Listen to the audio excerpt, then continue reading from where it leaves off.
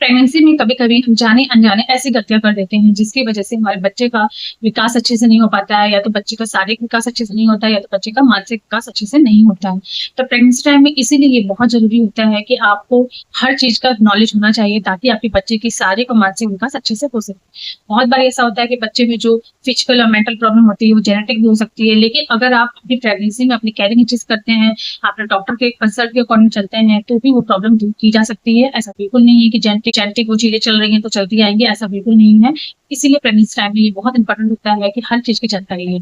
तो आज का इस वीडियो इस टॉपिक पे है कि प्रेगनेंसी में हम कौन सी ऐसी गलतियां करते हैं जिसकी वजह से हमारे बच्चे पे इसका प्रभाव पड़ता है। तो चलिए वीडियो स्टार्ट करते हैं।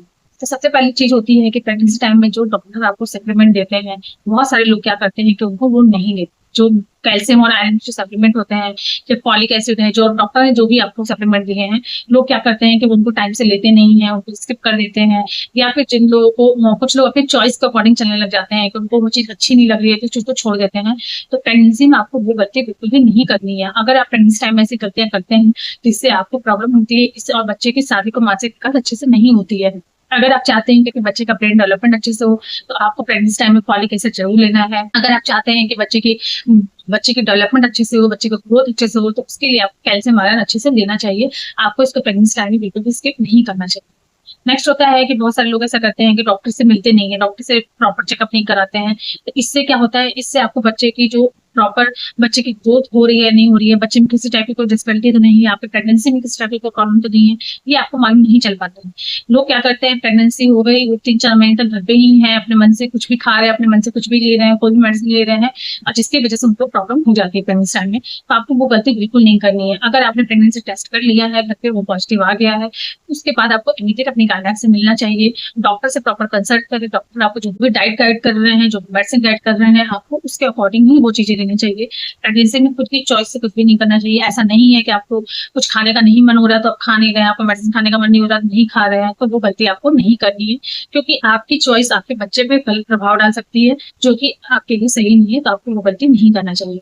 नेक्स्ट होता है कि प्रेगनेंसी टाइम में लोग कुछ भी खा रहे हैं, यानी कि आपको न्यूट्रिशन के बारे में मालूम नहीं है, बाहर के जंक फूड, प्रोसेस फूड बहुत ज्यादा खा रहे हैं, इनको जिस चीज की भी क्रेविंग हो रही है वो बहुत ज्यादा खा रहे हैं। तो आपको वो गलती नहीं करनी चाहिए। अगर आप वो सारी चीजें बहुत ज्यादा खाते हैं तो बच्चे को जो एक्चुअल न्यूट्रिशन मिलने चाहिए वो तो मिलते नहीं है। और बाहर के जंक फूड, प्रोसेस फूड से क्या होता है, एक तो आपका ओवरवेट हो जाता है, प्रेगनेंसी टाइम में आपको बीपी हो सकता है, शुगर की प्रॉब्लम हो सकती है, जो कि आपके होने वाले बच्चे के लिए सही नहीं होता है। उसका भी इफेक्ट आपको बच्चे के ऊपर पड़ता है। तो इसलिए आपको उन चीजों को भी ध्यान रखना चाहिए। नेक्स्ट होता है कि प्रेगनेंसी टाइम में बहुत ज्यादा फीवर इन्फेक्शन, अगर आपको प्रेगनेंसी टाइम में बार बार फीवर हो रहा है, या फिर आपको इन्फेक्शन हो जा रहा है, आपको सर्दी हो रहा है, जुकाम हो रहा है, या फिर आपको प्राइवेट पार्ट में जो इन्फेक्शन होते हैं वो हो रहा है, तो इसका भी असर आपके बच्चे पे पड़ता है। तो आपको प्रेगनेंसी टाइम में अपनी केयरिंग बहुत अच्छे से करनी चाहिए। आपको कोशिश करना चाहिए कि आपको फीवर ना हो बहुत ज्यादा, आपको बार बार सर्दी जुकाम ना हो, और आपको यूटीआई का इन्फेक्शन भी बहुत ज्यादा ना हो, क्योंकि अगर ये इन्फेक्शन जो होते हैं वो आपके बच्चे के ऊपर असर डालते हैं। इससे आपके बच्चे का जो ब्रेन डेवलपमेंट होता है वो अच्छे से नहीं होता है। कोई भी इन्फेक्शन अगर प्रेगनेंसी टाइम में लगातार हो रहा है, बार बार हो रहा है, तो उसका असर आपके बच्चे पे ही पड़ता है। तो इसीलिए आपको प्रेगनेंसी टाइम में अपनी केयरिंग बहुत ज्यादा करनी चाहिए। आपको कौन सी चीजें खानी है, कौन सी चीजें नहीं खानी है, कहाँ जाना है, कहाँ नहीं जाना है, इन सारी चीजों का ध्यान रखना चाहिए ताकि आपको प्रेगनेंसी टाइम में इन्फेक्शन ना हो और आपकी प्रेगनेंसी हेल्दी तरीके से चल सके। नेक्स्ट होता है कि आपको इस टाइम बहुत ज्यादा नॉइस पॉल्यूशन और जो पॉल्यूशन, एयर पॉल्यूशन से भी बचना चाहिए, क्योंकि अगर आप बहुत ज्यादा नॉइस पॉल्यूशन में रहते हैं, बहुत ज्यादा एयर पॉल्यूशन के बीच में रहते हैं, जैसे कि जो भी मेट्रो सिटी है वहां पे पॉल्यूशन बहुत ज्यादा होता है, तो अगर आप ऐसी जगह पे बाहर आना जाना आपका बहुत ज्यादा है, इस टाइम पे आपको प्रॉब्लम हो सकती है। इसलिए आपको भीड़ भाड़ वाली जगह से बचना चाहिए।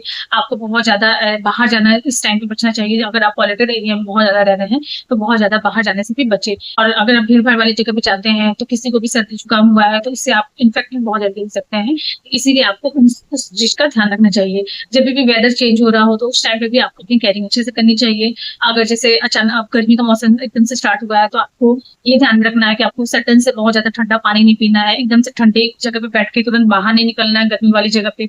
तो उन सारी चीजों का अगर आप ध्यान रखते हैं, इससे क्या होता है कि आपको जो फीवर, वायरल इसकी प्रॉब्लम होती है वो उतने ज्यादा नहीं होती है।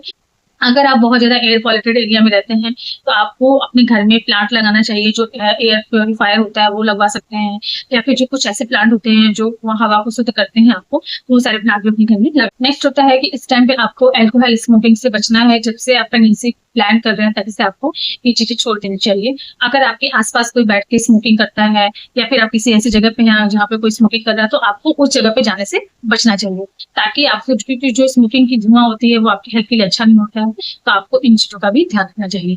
प्रेगनेंसी टाइम में कोई भी सेल्फ मेडिकेशन खुद से नहीं करनी है, आपको कोई भी मेडिसिन खुद से मन से नहीं लेनी है। अगर आपकी तबीयत खराब है, आपको फीवर है, जुकाम है, तो अगर आप ऐसा नहीं करना है कि आपने कोई मेडिसिन खुद से ले लिया, तो आपको सेल्फ मेडिकेशन से भी बचना चाहिए। प्रेगनेंसी टाइम में आपको रेगुलर डॉक्टर से चेकअप कराते रहना चाहिए, प्रॉपर अल्ट्रासाउंड, जो भी डाइट है वो सारी चीजें डॉक्टर से पूछ के करना चाहिए। खुद से कोई चीज नहीं करनी चाहिए जिससे कि आपकी प्रेगनेंसी हेल्थी तरीके से चल सके, आपको किसी टाइप कोई प्रॉब्लम ना हो। नेक्स्ट होता है कि इस टाइम पे आपको खाने पीने का भी उतना ही ध्यान रखना है, आपको कौन सी चीजें खानी है, ये आपको जिसमें शायद आपके न्यूट्रिशन हो, विटामिन हो, मिनरल हो, कैल्शियम हो, प्रोटीन हो, आपको वो चीजें ज्यादा ज्यादा अपने डाइट में इंक्लूड करना है। इस पे मेरा एक वीडियो बना है, वह है आप कौन कौन सी प्रेगनेंसी में चीजें खानी चाहिए, जाके आप देख सकते हैं मेरे चैनल पे। और आपको बाहर के junk food, process food, food जिसमें प्रेजर्वेटिव्स हो, जो कि पैक्ड चीजें होती है बाहर की, वो चीजें खाना अवॉइड करना चाहिए। तो फ्रेंड्स, यही था आज का वीडियो।